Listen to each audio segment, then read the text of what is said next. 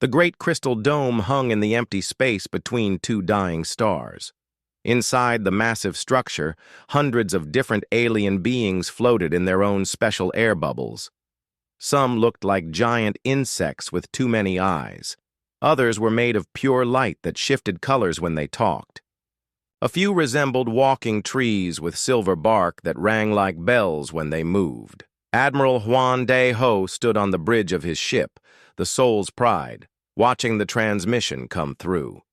His dark eyes stayed calm as the alien voices filled the command center. Behind him, his crew worked quietly at their stations. They had been expecting this message for months. The voice that spoke for all the aliens belonged to something called Velthari. It had 4 arms and a head that looked like a praying mantis, but 3 times larger than any insect on Earth. When it spoke, the words appeared directly in everyone's mind instead of through their ears. Species designation human, the voice said inside their heads. The Galactic Council has made its decision. You have 72 standard hours to stop expanding to new worlds. You will give up all your military ships. You will come with us to be placed under protective watch. This is not a request. This is a requirement. Huan De Ho touched a button on his chair. Captain Lee So-min's face appeared on the screen. She was somewhere in deep space, hidden among the asteroids in her stealth ship called the Busan Runner. Her short black hair was tied back, and her eyes looked tired from weeks of watching alien fleets gather near human space. "Admiral," she said quietly, "I count at least 3,000 ships out here. Maybe more. Some of them are so big they have their own gravity. The lizard people brought ships that look like floating cities. The light beings have weapons I cannot even understand." Huan De Ho nodded. "How long before they reach our colonies?" "If they leave now, maybe 6 days to reach New Busan. 3 days to Earth." The transmission from the council continued. Other aliens were talking now. A creature that looked like a walking tree explained that humans were too dangerous to be allowed freedom.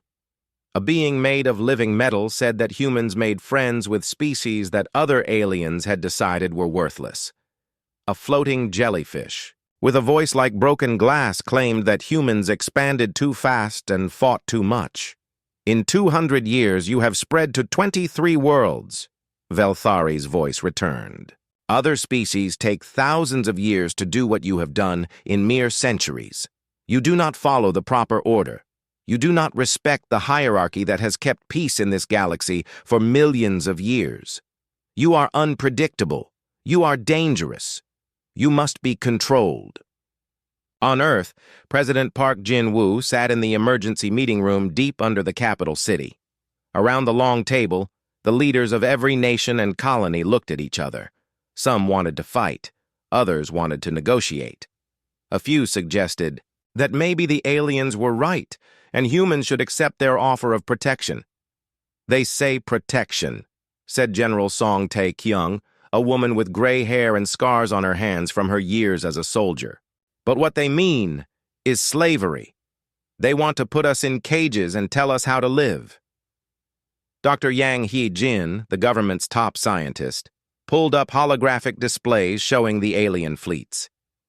"They have technology we barely understand. Ships that can fold space, weapons that can destroy entire planets, beings that do not even have physical bodies. How do we fight something like that?" President Park Jin-woo listened to all of them argue. Then he picked up his phone and called Fleet, Admiral Kim Yeon-soo. She was an old woman now, but she had been fighting for humanity since before most people in the room were born. "Admiral," he said, "what do you think we should do?" Kim Yeon-soo was silent for a long moment. Then she said, "We do what humans have always done when someone tries to put us in chains. We remind them why that is a bad idea." The president looked around the room at all the arguing leaders. Then he made his decision. 6 hours later, Fleet Admiral Kim Yeon-soo stood in front of cameras that would broadcast her message to every human world. She wore her simple blue uniform with the Earth symbol on her shoulder. Her white hair was pulled back, and her face showed no emotion. "Citizens of humanity," she said.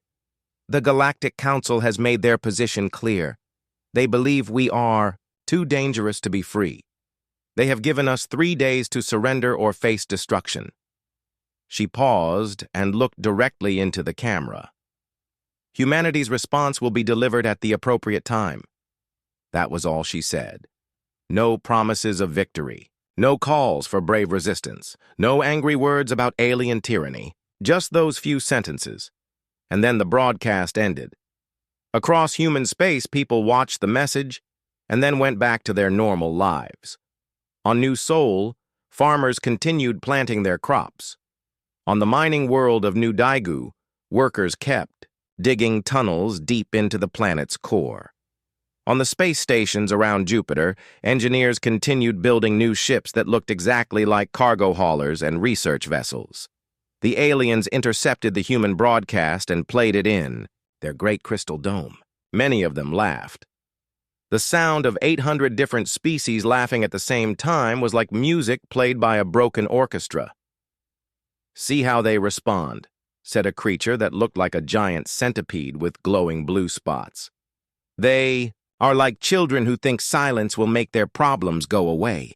Perhaps they are too primitive to understand what we told them," suggested something that resembled a floating brain with tentacles. "Maybe they do not realize we are serious." Velthari's mental voice cut through the laughter. "Silence often means fear. They know they cannot win. They are probably arguing among themselves about whether to surrender or run away." But in the deep space around human colonies, Captain Lee So-min watched the alien fleets and saw something the Council had missed. The aliens moved in perfect formations. They communicated on frequencies that followed ancient patterns. They positioned their ships according to rules that had not changed in thousands of years. "They fight like they are dancing," she reported to Admiral Juan de Ho. "Everything they do follows a pattern. They expect us to follow the same pattern." The Admiral smiled for the first time in days. "Then they are going to be very surprised."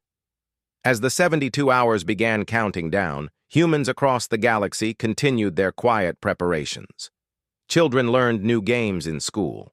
Farmers planted different kinds of seeds. Engineers made small changes to their designs. Scientists published research papers about seemingly harmless topics.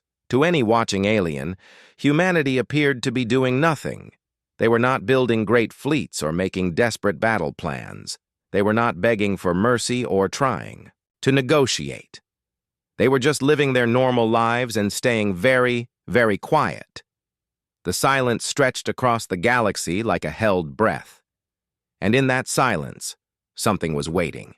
Director Choi Min-ho sat in his office 3 kilometers underground on Mars. The room had no windows, no decorations, and no signs that showed what kind of work happened there. To anyone who might find this place, it would look like a storage room for old mining equipment. But Choi Min-ho controlled the largest spy network in human history. He touched a button on his desk, and holographic faces appeared in the air around him. These were his agents, and they had been living among alien species for 20 years or more. Some had changed their bodies with surgery to look more like the aliens they lived with. Others had learned to think like aliens so well that sometimes they forgot they were human. "Report," Choi Min-ho said simply. Agent Kim Hai-wan spoke first. She lived on the homeworld of the lizard people, where she worked as a translator. Her skin had been altered to have small scales, and her eyes were now yellow instead of brown. "The Saurian Empire believes humans fight like ancient warriors on Earth. They expect us to meet them in open space with big ships firing at each other until one side wins. Their battle plans are based on honor and formal combat." Agent Park Soo-jin lived among the fungus creatures who grew their ships instead of building them. She had been breathing their spores for so long that mushrooms grew from her arms, but her mind stayed human. "The mycelial network thinks all species fight by growing bigger and spreading faster. They cannot imagine weapons that work against biology itself. They have no defense against synthetic toxins. More agents reported from across the galaxy. Each one had discovered the same thing. The aliens were very good at fighting other aliens, but they had never fought humans. They expected war to follow, rules that humans had abandoned thousands of years ago. In a secret laboratory built inside an asteroid between Mars and Jupiter, Dr. Yang Hyejin worked with samples of alien technology that had been stolen over many years. Her team had been told they were studying alien culture, but their real job was much more important. They were learning how to break things.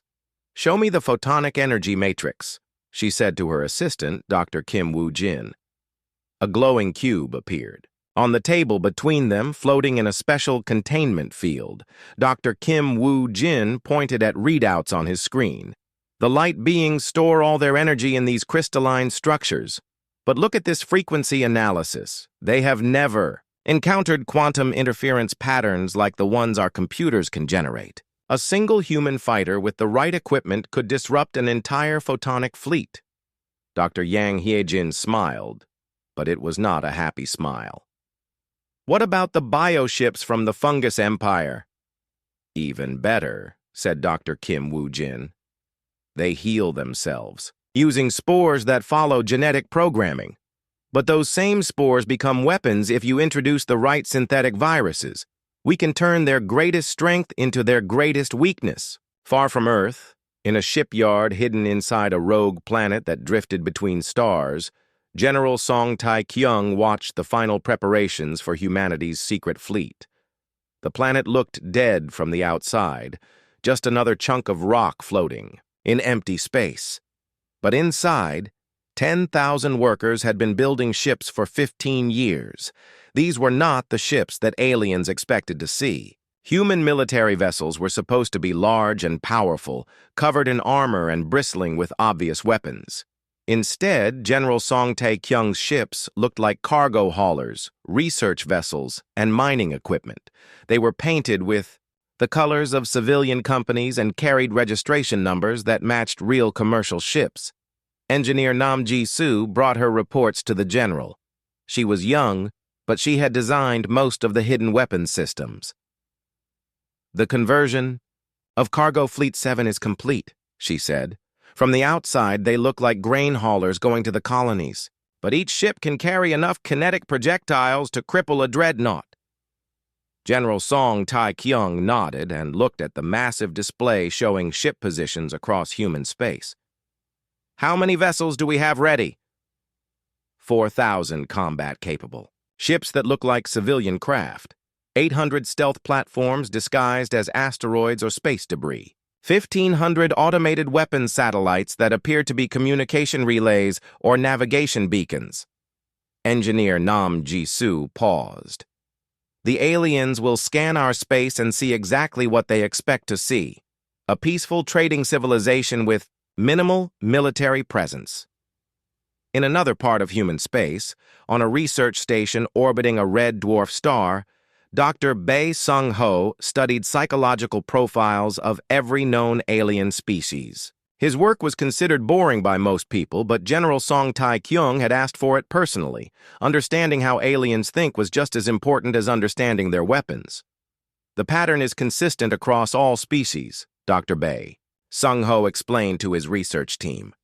"They have evolved past the need for adaptive thinking. Each species found one way to solve problems, and they have used that same method for millions of years. They cannot imagine that other solutions exist." His assistant, Dr. Lee Yoonji, pulled up charts showing alien behavior patterns. "The lizard people always attack the strongest enemy first, because that is how they prove dominance in their society. The light beings try to convert enemies to their energy state, because they believe physical matter is impure. The fungus creatures attempt to absorb other species because growth is their only concept of victory." Dr. Bae Sung-ho stood up and walked to the window that looked out at the stars. "But humans fight to win. We do not fight to prove honor or convert enemies or absorb them into our culture. We fight to end the threat by any means necessary. The aliens have never encountered an enemy that adapts faster than they can respond."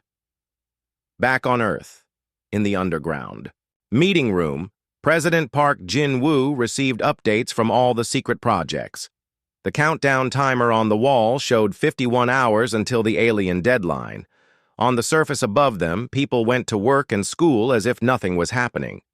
But in the deep places where important decisions were made, humanity was transforming itself into something the galaxy had never seen. Fleet Admiral Kim Yeon-soo joined the meeting by secure video link. Her image appeared on the main screen, and her voice was calm when she spoke. All defensive positions are ready. All offensive capabilities are in place. All personnel understand their roles. She paused and looked directly at the president. We have spent 2 centuries learning from every war in human history. Tomorrow, we teach the galaxy why predators do not give ultimatums to apex predators. The president looked around the room at his advisors and generals. Are we sure about this path? Once we begin, there will be no going back. The galaxy will never see humanity the same way again. General Song Tae-kyung answered first. Sir, the galaxy already decided how they see us. They see us as a problem to be solved. Now we show them what happens when humans solve problems. Dr. Yang Hyejin added, Our analysis is complete. We understand their technology better than they understand ours. We know their weaknesses. We know their thinking patterns. Most importantly, we know they have never fought an enemy like us. The president nodded slowly. On the surface, human colonies continued their normal activities. Children played games that looked innocent but taught them to recognize alien ship types. Farmers planted crops in patterns that would serve as landing markers for human forces. Workers in factories made parts for machines that could become weapons with a few simple modifications. The galaxy waited for humanity to respond to the ultimatum with fear, anger, or desperate negotiations. Instead, humans had spent their time becoming something that alien minds could not predict or understand. In the silence between the stars, humanity was preparing to give the Galactic Council exactly what they had asked for. A demonstration of how dangerous humans could really be. The alien fleet arrived at New Busan exactly 72 hours and 1 second after the ultimatum expired. Commander Oh Dong-wook watched them come from his hidden command post, buried 3 kilometers under the planet's largest mountain.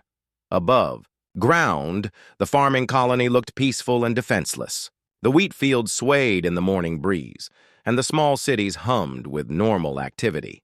The Saurian dreadnought Sovereign Claw led the attack force. It was 5 kilometers long and shaped like a giant sword, covered in armor that could stop nuclear weapons. Behind it came hundreds of smaller ships from dozens of alien species. They moved in perfect formation, following attack patterns that had worked for them for thousands of years. Captain Yoon Nari sat in what looked like an abandoned mining station floating near the edge of the solar system. Her station appeared, dead on all scanners, just another piece of space junk left behind by human miners. But inside the rocky shell, powerful weapons waited for her command. All units, this is Control. Commander Oh Dong-wook's voice came through their hidden communication. System. The enemy is in position. Remember, we are not trying to win this battle. We are trying to teach them something. The Sovereign Claw moved into position above New Busan. Its captain, a 7-foot-tall lizard creature named Sarthek, expected the humans to either surrender immediately or send out their warships for an honorable fight. Instead, he saw only empty space and a quiet farming world. Begin the demonstration bombardment. Sarthek ordered his crew. Target the largest city, one shot to show them we are serious. The massive ship's main weapon began to charge. Energy patterns that could crack a moon gathered in the forward cannon. But before the weapon could fire, something impossible happened. The asteroids started shooting. Captain Yoon Nari pressed a single button, and her mining station revealed its true nature. Panels slid away to show particle accelerators that had been built into the asteroid's structure. Chunks of metal the size of cars flew out at 15% of light speed. moving too fast for alien sensors to track properly. The first projectile hit the Sovereign Claw's main weapon just as it was about to fire. The explosion lit up space like a new star. The second projectile punched through the ship's armor and destroyed 3 of its secondary gun batteries. The third projectile was aimed at the ship's bridge, but the Saurian captain managed to move his vessel at the last second. "Impossible!" Sarthek roared. "There are no human warships here. Our sensors show only rocks and debris." More hidden weapons revealed themselves across the system. What the aliens had assumed were cargo containers floating near the planet turned out to be automated mines. Each mine was equipped with artificial intelligence that learned from every defensive attempt. Lieutenant Quan Min Jai watched from another hidden post as the mycelial bioships tried to absorb the mines using their organic systems. "They are trying to eat our weapons," Lieutenant Quan Min Jai reported to Commander Oh Dong-wook. Just like Dr. Yang predicted, the fungus ships extended tentacles to wrap around the human mines, planning to break them down and absorb their materials. But Dr. Yang Hye-jin had designed these weapons specifically for this moment. As soon as the alien biomatter touched the mines, synthetic viruses activated. The viruses had been programmed to attack the genetic code that the fungus creatures used to heal themselves. Within minutes, the mycelial ships began to dissolve their own hulls. Their healing systems, corrupted by human-made viruses, turned against them. 3 bioships died before the others realized what was happening and pulled back in terror. But the real horror began when Admiral Jang Hyo-jin activated the psychological warfare protocols. Human ships finally appeared on the alien sensors, but they did not behave like any military force the aliens had ever encountered. Small human vessels, each one looking like a simple cargo hauler, appeared throughout the alien formation. They did not try to fight the massive alien warships directly. Instead, they targeted the communication arrays, sensor clusters, and navigation systems. Every shot was precisely aimed to cause maximum confusion without destroying the ships completely. "They are not trying to kill us," observed Velthari from the Council command ship. "They are trying to blind us and make us deaf." The human ships moved in patterns that made no sense to alien military doctrine. Sometimes they attacked the strongest enemy first, like Saurian warriors. Sometimes they tried to convert enemy systems, like photonic entities. Sometimes they attempted to disable ships for boarding, like the insect species from the Outer Rim. "What is their strategy?" demanded the captain of a photonic collective ship. "They fight like every species we know, but also like none of them." Commander Oh Dong-wook smiled in his underground bunker. This was exactly what Dr. Bae Sung-ho had predicted. The aliens could not understand an enemy that used different tactics against each opponent. Humans were not following one set of rules. They were using whatever approach would confuse each specific alien species the most. The battle became a nightmare for the alien commanders. Every time they thought they understood what the humans were doing, the pattern changed. Human ships that had been fighting like honorable Saurian warriors suddenly started behaving like sneaky assassins. Vessels that had been trying to convert enemy systems like photonic entities abruptly switched to biological warfare like the fungus creatures. Agent Shin Bo-kyung, who had been working inside the Council's communication center for 3 years, chose this moment to activate her deepest programming. She began sending false reports to the alien fleets, each message designed to increase their confusion and fear. "Emergency transmission from Sector 7, she reported in perfect alien language patterns. "Human ships are using weapons that adapt in real time. Our tactical computers cannot predict their next moves. Priority alert from the mycelial fleet," came another false message. "Human biological weapons are more advanced than our healing systems. They have turned our own genetics against us. Critical warning from Photonic Command," she transmitted to the lizard ships. "Human energy weapons operate on quantum principles we do not understand. They may be able to disrupt our reality." None of these messages were completely true, but each one contained enough real information to seem believable. The alien commanders began to receive dozens of conflicting intelligence reports, all suggesting that humanity was far more advanced and dangerous than anyone had realized. The battle lasted 6 hours. When it ended, the human colony of New Busan had been evacuated, and the planet was claimed by Council forces. By every traditional measure, the aliens had won. They controlled the system, they had driven off the human defenders, and they had achieved their military objective. But as the alien fleets regrouped and counted their losses, a different picture emerged. 30% of their ships had been damaged or destroyed by an enemy that should not have been able to scratch their hulls. Their communication systems had been compromised by weapons they could not identify. Their biological defenses had been turned against them by viruses that seemed designed specifically for each alien species.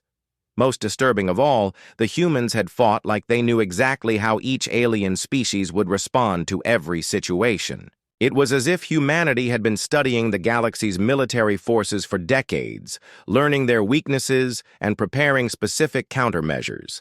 Fleet Admiral Kim Yeon-soo reviewed the battle reports from her flagship and sent a single message to all human colonies.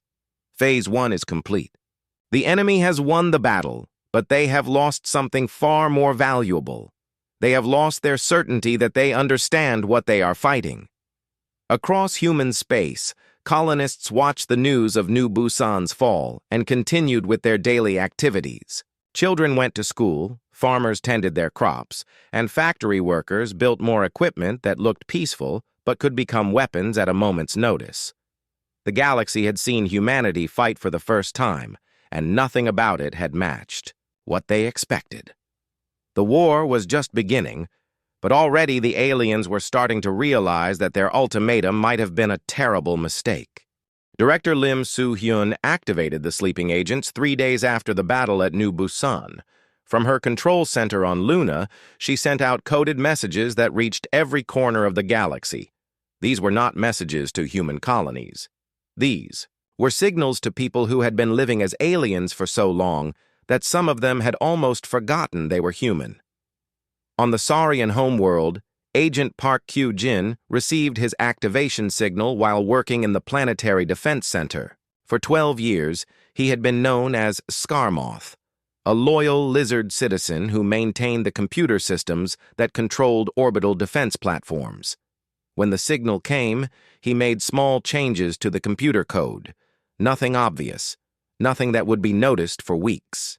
But when the time came, those defense platforms would target Saurian ships instead of protecting them. Agent Lee Sunmi got her signal on the crystal world of the Photonic Collective. She had learned to exist as pure energy for 8 years, working inside the quantum networks that connected all photonic beings. Her job was simple: introduce tiny errors into their communication systems. The photonic entities prided themselves on perfect information sharing, but now their messages would arrive corrupted, delayed, or sent to the wrong recipients. Across the galaxy, hundreds of human agents began their work. They did not sabotage anything important enough to be noticed immediately. Instead, they created small problems that would grow larger over time. Infrastructure began to fail in ways that looked like normal wear and tear. Communication networks developed mysterious glitches. Supply chains experienced unexpected delays. Dr. Cho Yoon-young watched the results from her secret laboratory in the asteroid belt. She had spent 15 years developing biological weapons that were not designed to kill. Instead, her creations were meant to make alien species dependent on human medicine. "Release Protocol Lotus," she ordered her team. Across human space, automated ships that looked like medical relief vessels began their journeys to alien worlds. They carried aid for planets suffering from the mysterious infrastructure failures, offering helpful medicines and treatments.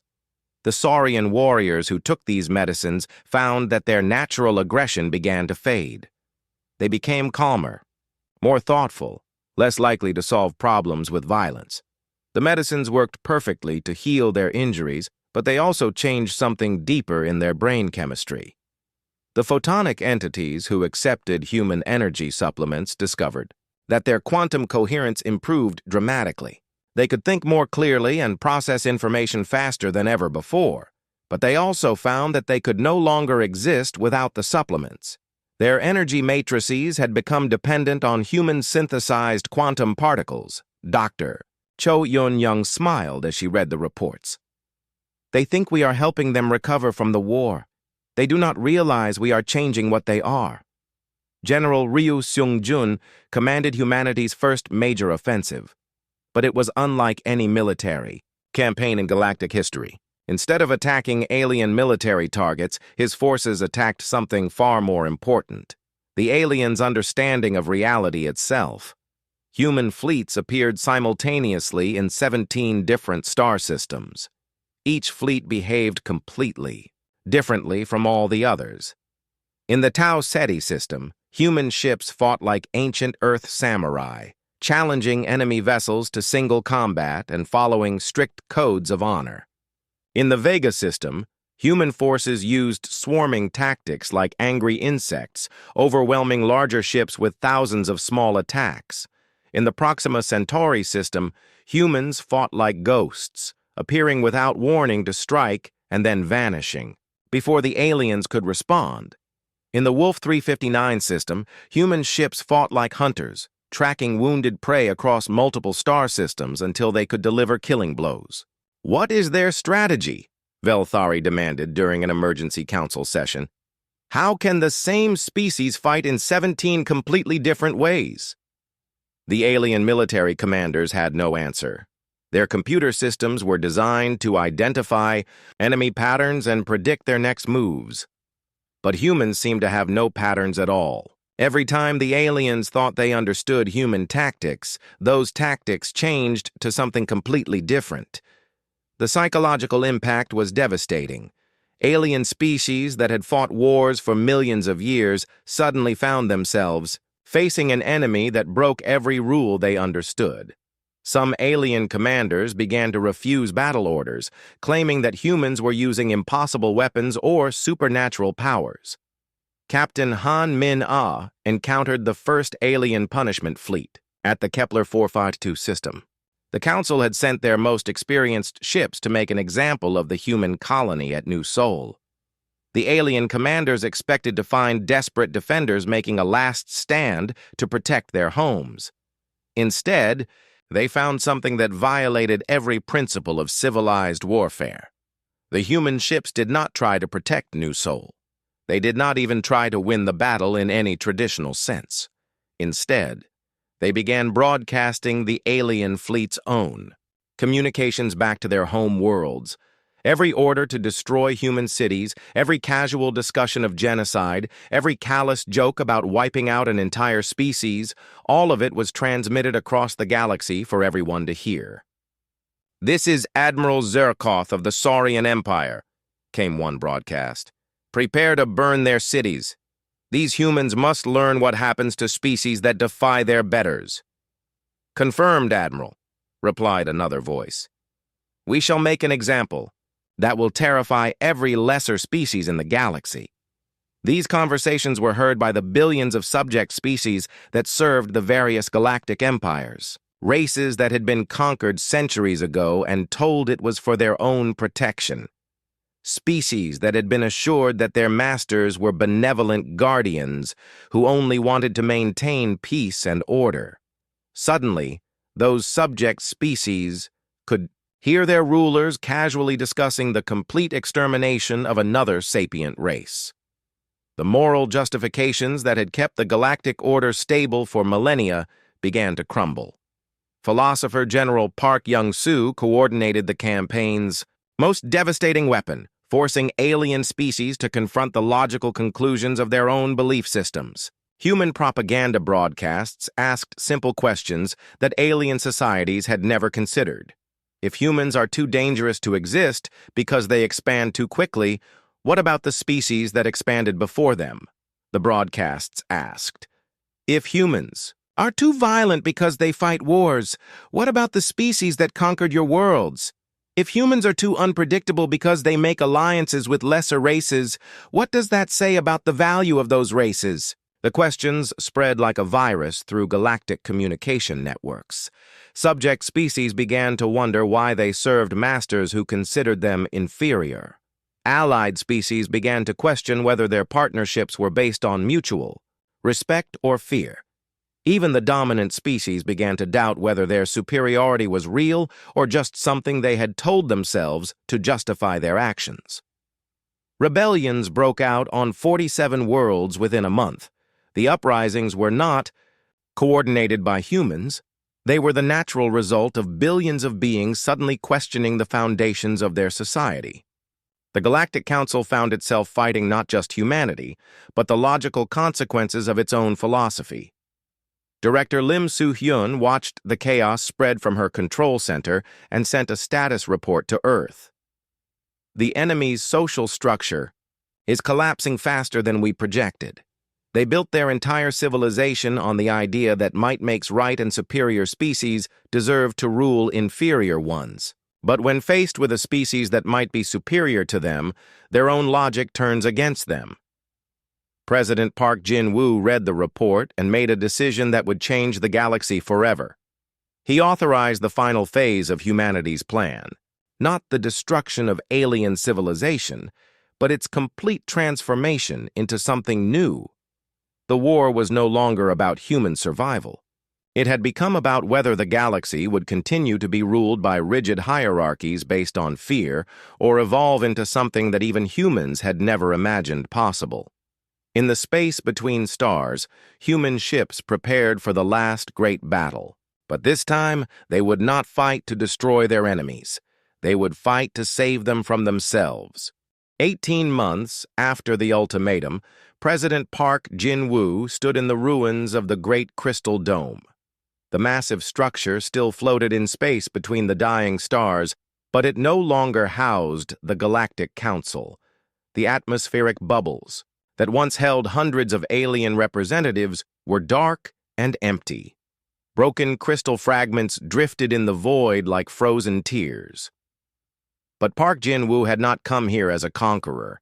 He had come as an architect of something entirely new. Around him, holographic projectors showed the faces of alien leaders from across the galaxy. They were not prisoners or defeated enemies. They were partners in an experiment that neither humans nor aliens had imagined possible when this war began. Admiral Hwan Dai-ho floated beside the president in his environmental suit. His hair had gone gray during the long months of conflict, but his eyes were bright with something that looked like hope. "The final counts are in," he reported. 412 species have agreed to join the new galactic government. 231 are still considering the proposal. Only 57 have refused completely. The new galactic government operated on principles that would have seemed impossible under the old council. There were no superior species and no inferior ones, no rigid castes that determined what roles each race could play, no ancient hierarchies that decided who could live where or how they could develop their technology. Instead, the new system was based on a simple idea that humans had learned from their own bloody history. Cooperation was stronger than domination. Dr. Yang Hye-jin appeared on one of the holographic displays, broadcasting from her new laboratory on the former council homeworld. Behind her, alien and human scientists worked side by side on projects that combined the best ideas from hundreds of different species. "The biological integration program is exceeding all expectations," she reported. "The Saurian warriors who accepted our treatments are not becoming weaker. They are becoming more complete. They can still fight when fighting is necessary, but they can also think through problems that violence cannot solve." Dr. Yang Hye-jin gestured to something behind her, and the camera showed a remarkable sight. A group of young saurians were working with human engineers to design new kinds of tools. The lizard people's natural strength combined with human creativity was producing innovations that neither species could have achieved alone. "What about the photonic entities?" President Park Jin-woo asked. "Even better results," Dr. Yang Hye-jin smiled. They thought they had achieved perfection by becoming pure energy. But when we showed them how to appreciate biological perspectives, they discovered entirely new ways of existing. Some of them are experimenting with temporary physical forms. They say it helps them understand the universe from angles they never considered. Director Choi Min-ho had disbanded his spy network, but many of his former agents had chosen to stay in their adopted homes. They had become bridges between species, helping aliens and humans understand each other in ways that formal diplomacy could never achieve. Agent Park Kyu-jin, who had lived as a Saurian for 12 years, now served as an ambassador between the lizard people and humanity. His unique perspective helped both species avoid the misunderstandings that had led to war in the first place. The former council species are learning to think in ways their evolution never allowed, he reported from the Saurian homeworld. But it is not just them that are changing. Humans who live among aliens for long periods also develop new ways of understanding the universe. We are all becoming something more than what we were before. Fleet Admiral Kim Yeon-soo commanded the new Galactic Exploration Force. Her ships were no longer weapons of war, but vessels of discovery staffed by mixed crews from dozens of species, the same human adaptability that had made them terrifying. In battle, made them invaluable for exploring unknown regions of space and making contact with previously undiscovered civilizations. We have found 17 new species in the past 6 months, she reported from the bridge of her flagship, now called the Unity. Each first contact has been peaceful. The new protocols work. When you approach unknown species as potential partners instead of potential threats, they respond very differently. The camera showed her bridge crew, and President Park Jin-woo smiled at what he saw. Humans worked alongside photonic entities who had taken physical form, Saurian tacticians who had learned to think beyond simple aggression, and fungus creatures who had discovered that growth did not have to mean consuming everything around them. But the most profound changes were happening in the minds of beings across the galaxy. Dr. Bae Sung-ho had established psychology centers on hundreds of worlds, staffed by researchers from every willing species. They were learning that intelligence could take forms that no single species had ever imagined. The rigid caste systems are dissolving naturally, Dr. Bae Sung-ho reported from his research station, not through force but through demonstration that other ways of living are possible. When you show a being that they can be more than their biology determined, most of them choose to grow. Former council speaker Velthari appeared on the largest holographic display. The mantis-like being had initially refused to participate in the new government, but over time, it had begun to see the benefits of the human approach to civilization. I have been asked to deliver a message to the young beings of all species, Velthari said.